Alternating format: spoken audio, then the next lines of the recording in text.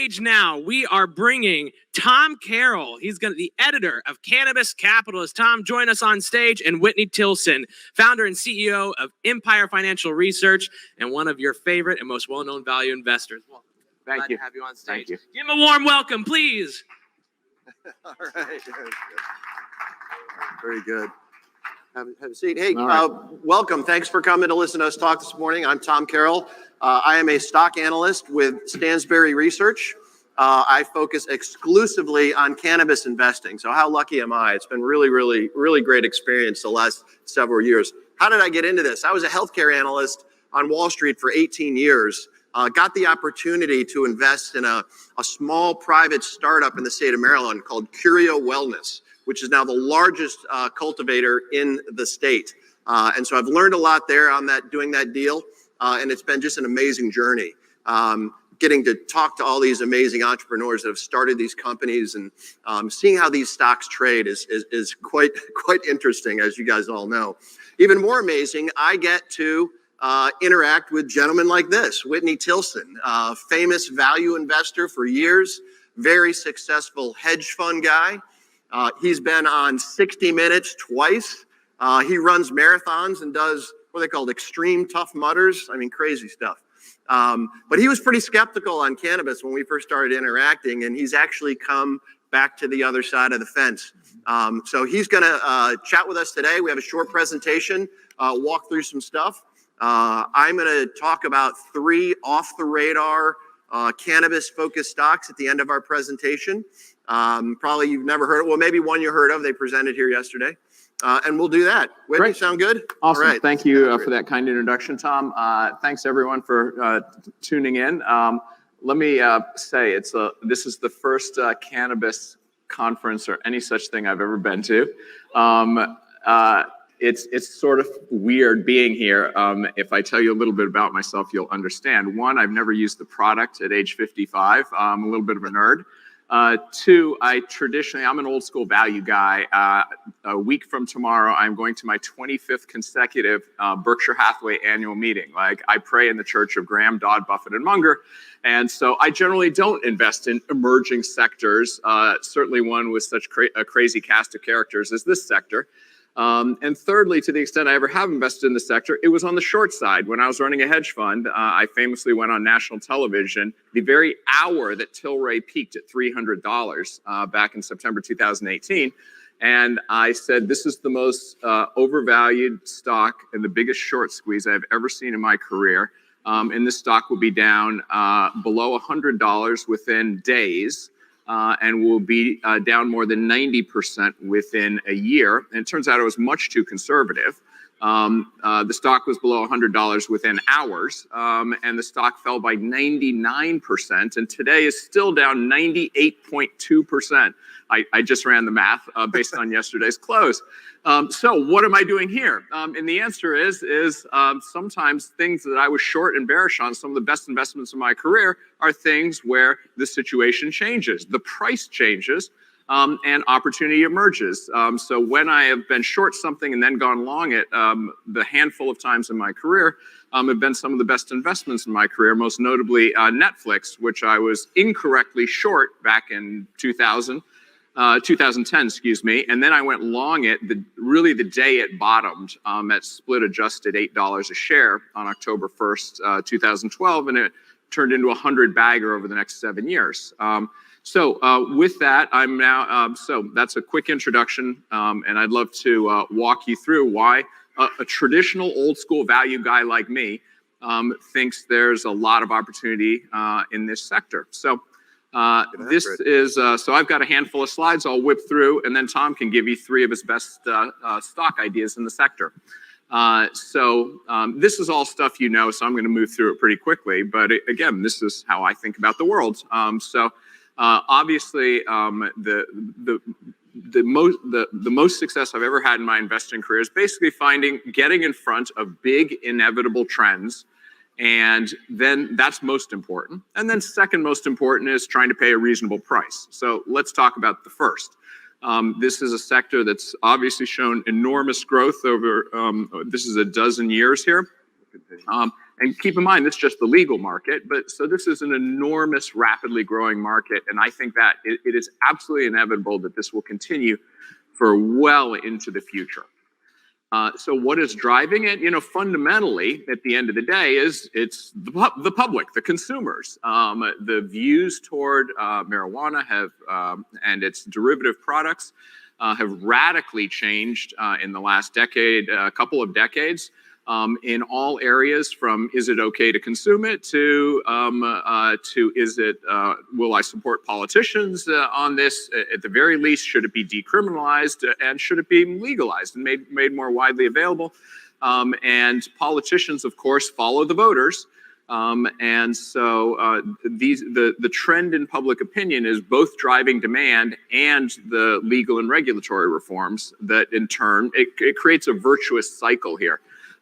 That I think is very powerful. That is ultimately what's driving growth so far and what I think will continue to. And politicians are listening, right? We just had Nikki Fried on this stage a short time ago and Nancy Mace here yesterday, as well as Representative Boyce. So yes, very cool. And this is one of the only issues I can think of in a deeply polarized world where Republicans and Democrats are coming out at a similar place. And that gives us optimism for continued change and improvements here.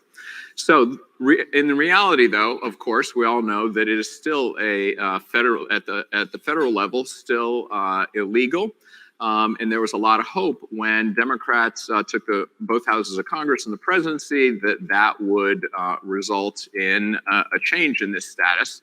And as we'll see in a moment, when I show you a stock price chart, there was a burst of enthusiasm for the whole sector and stocks spiked and so forth. And unfortunately, what we hoped for didn't come to pass for a variety of reasons, from partisan fighting in general to the busy congressional calendar. Now the midterms are upon us. And frankly, with the rise in crime in the country, probably driven a lot by the pandemic, every politician is now running scared of doing anything, voting for anything that looks soft on crime, right? So that doesn't help us either. So that doesn't mean that there aren't reasons for optimism, but it just may not happen this year, or certainly not till after the midterms. So Nancy Mace spoke here yesterday. She has introduced an important piece of legislation. In March, the Senate passed a research bill. You can read this list. There's lots of ideas, lots of activity. Political support is definitely building. But the conclusion that we have is that we do not expect anything meaningful to pass at the federal level until after the midterms.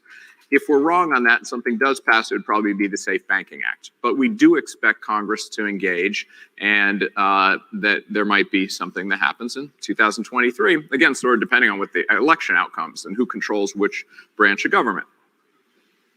However, there's a lot of activity at the state level. This is where the progress has been happening. 25 states have introduced a variety of favorable bills. 13 have not gone anywhere, but 12 are still alive and active, including in some major large states. And so we're actually optimistic about legislation through the legislature. And then, of course, the other way things change at the state level is ballot initiatives. And there are a half dozen ballot initiatives out there. In a number of both, this is a mix of, mostly red states, but, Maryland's a blue state. And so it's happening across the country.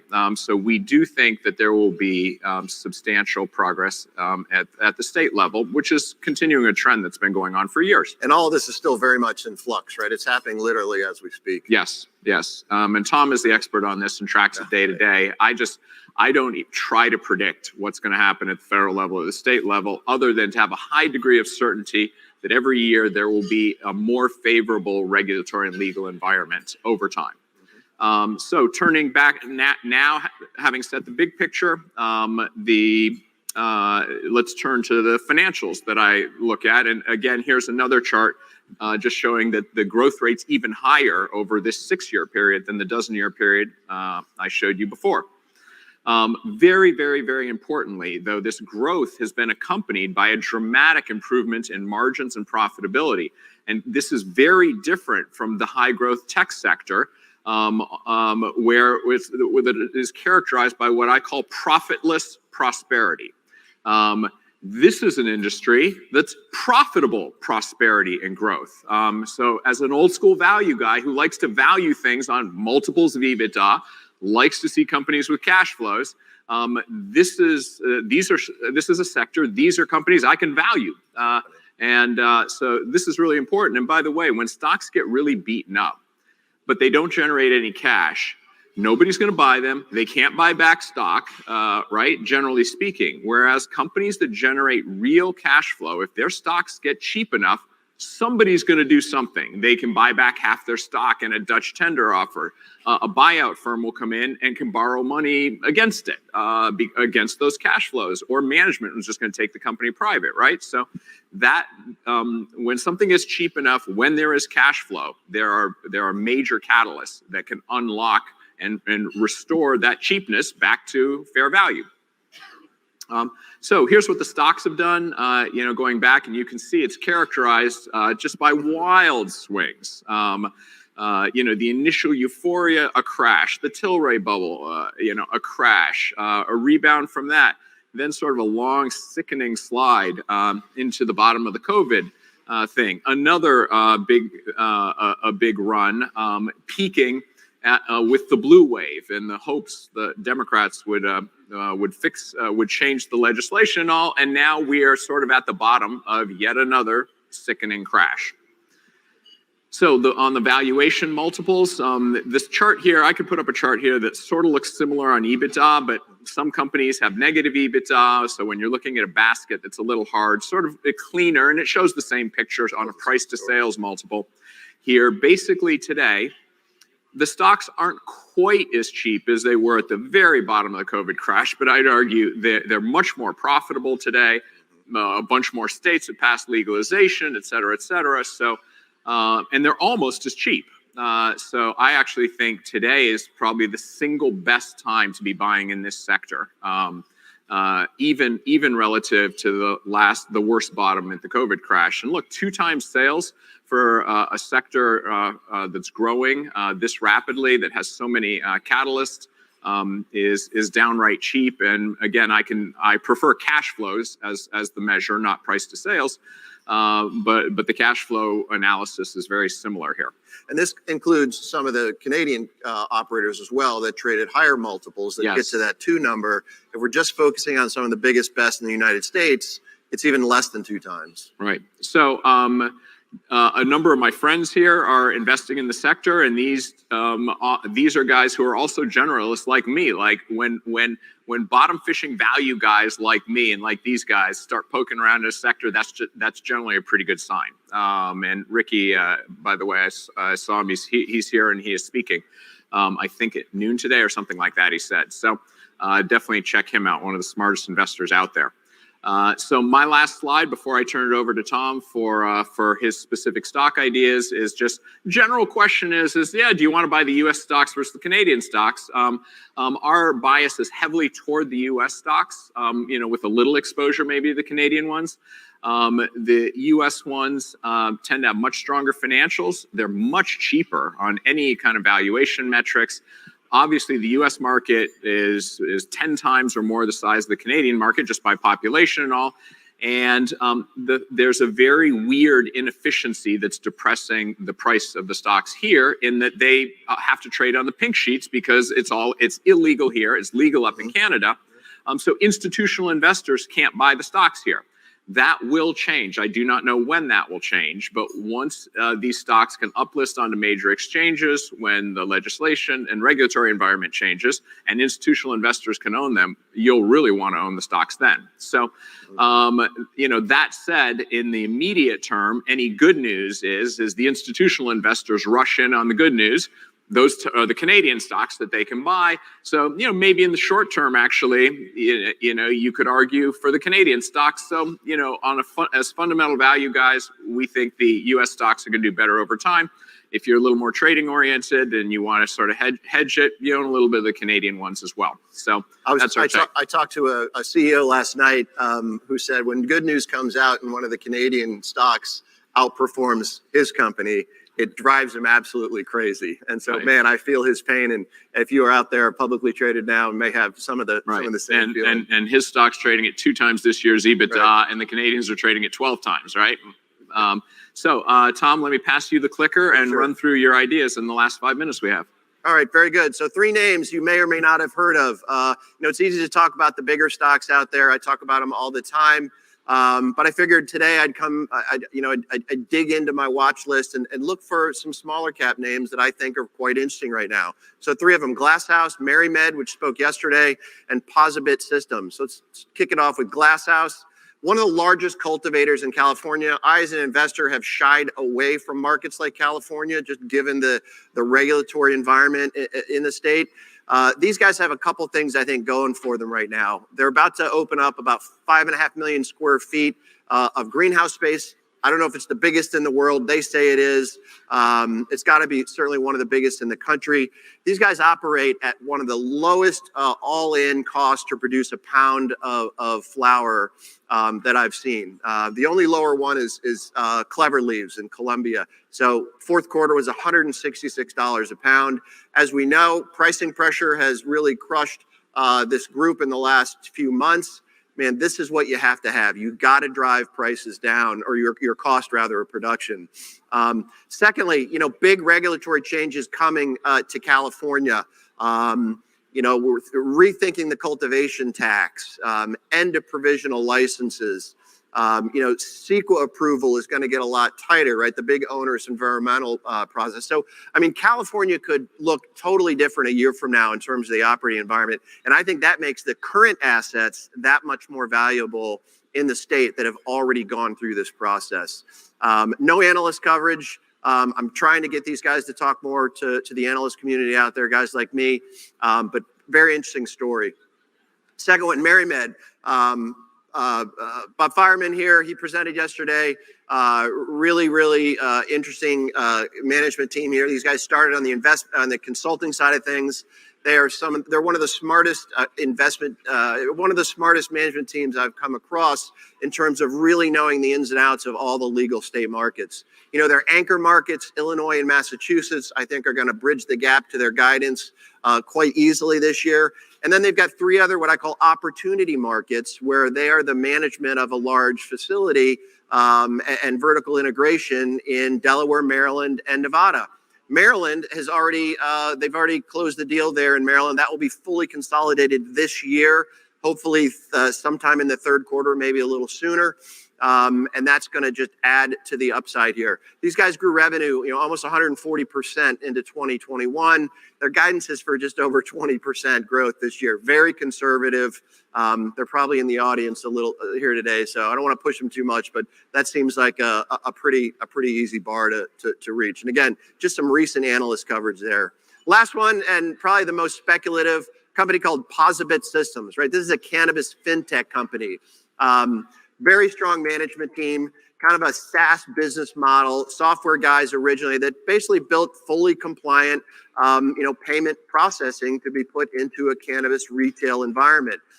They also have point of sale terminals, they have mobile devices, and they're working to roll out these big self-serve kiosks this year. If you've been to McDonald's and seen those big kiosks they have, very similar to that. To make the dispensary and the purchase experience that much easier for the customer. They ended last year in about 15 markets. They just signed contracts in 3 more states, Georgia, New Mexico, and Texas. Revenue's been doubling for the last few years. They're going to, when they report 2021, I expect it to be around 20 million. That should exceed 40 this year. And I have a model out there that suggests that this is going to double again in the following year. Again, no analyst coverage, off the radar screens. Very interesting story. So I'll leave it at that. Okay. Thanks very much. Yeah. So Tom, just to wrap up, we have 1 minute left. If anyone wants a copy of these slides, I write a daily email that goes out to a couple 100,000 people, absolutely free. Just go to empirefinancialresearch.com and put your email, add your email, and you get my free daily. And today's will have a link to a copy of these slides. And Tom, do you just want to tell them if people want to learn more about your newsletter, Cannabis Capitalist? You said it right. Good. Yes. It's a mouthful. Is it Cannabis? What's the website? Yeah, so, I work with Stansberry Research. You can go to stansberryresearch.com and find all of our products there. Got over 1 million subscribers, mostly retail and home office, private wealth managers. And I would argue that we get the message out on cannabis quite effectively to the current shareholders that are out there, mostly a retail market. Great. Thank you very much. Thank you very much.